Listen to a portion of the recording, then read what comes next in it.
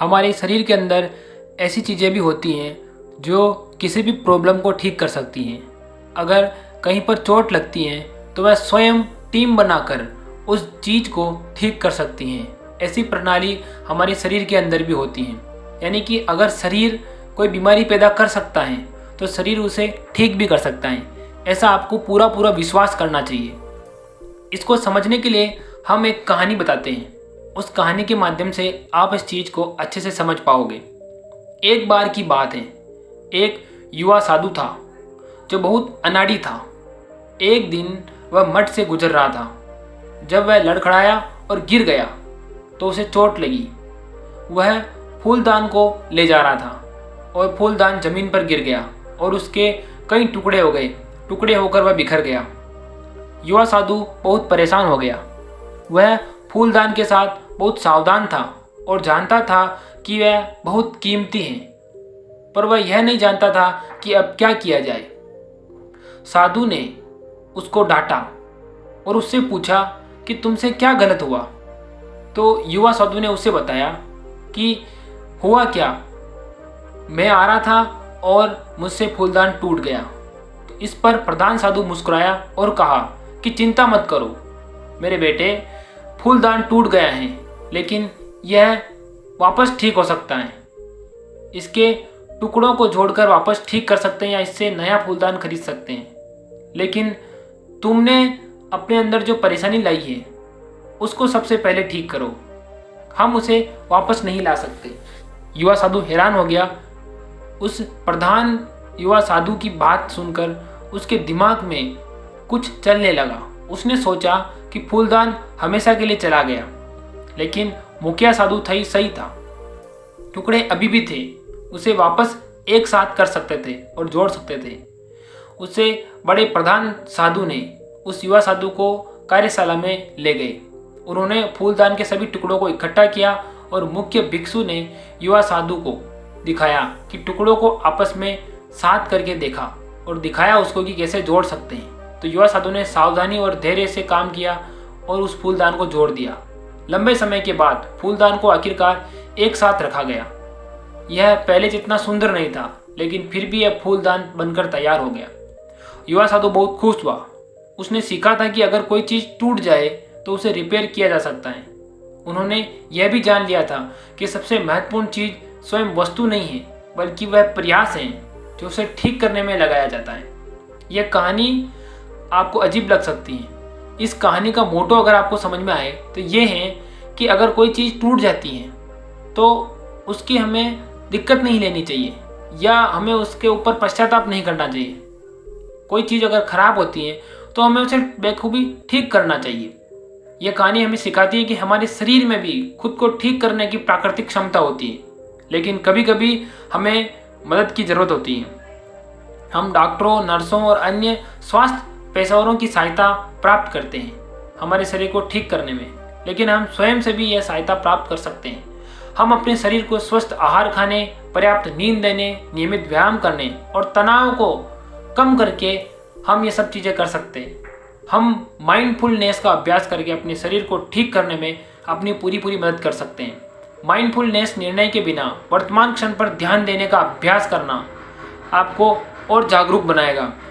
आप अपने विचारों, भावनाओं, संवेदनाओं के बारे में अधिक जागरूक होते हैं और जागरूकता हमें आराम करने, तनाव को दूर करने में मदद करती है। जब हम तनाव मुक्त होकर कोई कार्य करते हैं या हमारे शरीर को हम तनाव मुक्त रखते हैं तो हमारा शरीर खुद ब खुद उस चीज़ को बेहतर करने में लग जाता है। टूटे हुए फूलदान से हम यह सीख सकते हैं कि जब हम टूट जाते हैं तो हम सुधर सकते हैं या हमें सुधरने का मौका मिल सकता है।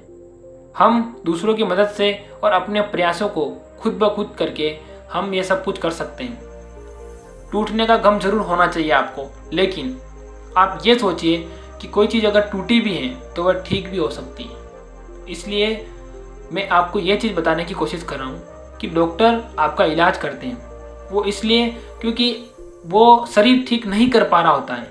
इसके कारण कुछ टाइम के लिए वो चीज़ें उस शरीर जो करता है उसको आराम मिल जाता है और आराम मिलने के बाद आदमी का शरीर खुद ब खुद उस चीज़ को रिपेयर करने में लग जाता है। हमारे शरीर के अंदर दो चीज़ें होती है, चेतन मन और अवचेतन मन।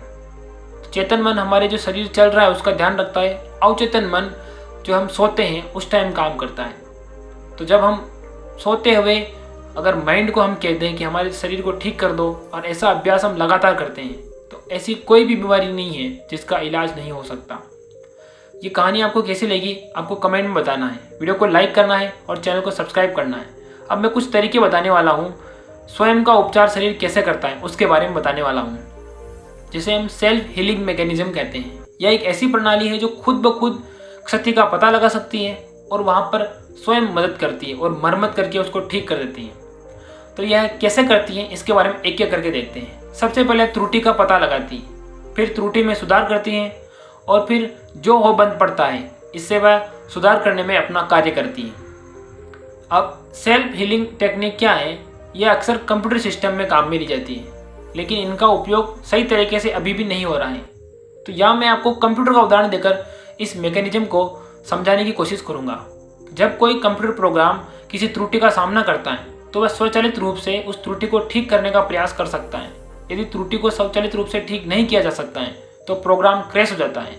हालांकि कुछ प्रोग्राम त्रुटियों के प्रति अधिक लचीले होने के लिए डिजाइन किए जाते हैं। ये प्रोग्राम त्रुटियों का सामना करने पर भी चलते रहने में सक्षम होते हैं। तो यहाँ पर मैंने आपको समझा दिया है कि त्रुटि को कैसे ठीक करते हैं। जैविक प्रणाली में स्व उपचार तंत्र, इसका उदाहरण मैंने आपको ऊपर बता दिया।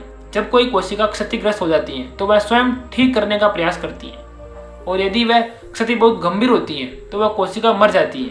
हालांकि कुछ कोशिकाएं दूसरों की तुलना में क्षति के प्रति अधिक लचीली होती हैं और ये कोशिकाएं क्षतिग्रस्त होने तक भी जीवित रहती हैं। और स्व उपचार तंत्र महत्वपूर्ण है क्योंकि वे सिस्टम को विफल होने से रोकते हैं और क्षतिग्रस्त होने पर सिस्टम को चालू रखते हैं, उसको बंद नहीं करते हैं।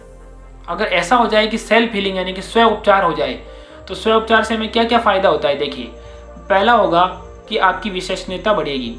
आप अपने शरीर पर विश्वास करेंगे कि आपका शरीर खुद ब खुद उस चीज़ को ठीक करेगा। उसके बाद लागत कम आएगी, यानी कि आपको डॉक्टर के पास जाने की ज़रूरत नहीं पड़ेगी, आपको मदद की ज़रूरत नहीं पड़ेगी। क्योंकि ऐसा इसलिए होगा क्योंकि आपका काम खुद ब खुद हो जाएगा और आपका बेहतर प्रदर्शन होगा, यानी कि आपके अंदर जो सेल्फ हीलिंग मैकेनिज्म है वो बेहतर तरीके से काम करेगी। और अगर आपकी सिस्टम में, आपके शरीर में कोई प्रॉब्लम नहीं होगी तो आप अच्छे से कार्य कर पाएंगे। तो इस प्रकार आपने समझा कि सेल्फ हीलिंग भी कुछ तरीका होता है, यानी कि स्व उपचार, जिससे शरीर खुद ब खुद अपना इलाज स्वयं कर लेता है। आखिरी में एक चीज़ हमेशा ध्यान रखना कि कोई भी बीमारी बड़ी नहीं होती है अपने मन से। अगर अपना शरीर उस बीमारी को पैदा करता है तो उसके पास उसको ठीक करने का भी उपाय है। इस बात को ध्यान रखना। हम मिलेंगे अगली वीडियो में। नमो बुद्धाय, जय चित्तौड़गढ़, जय मेवाड़।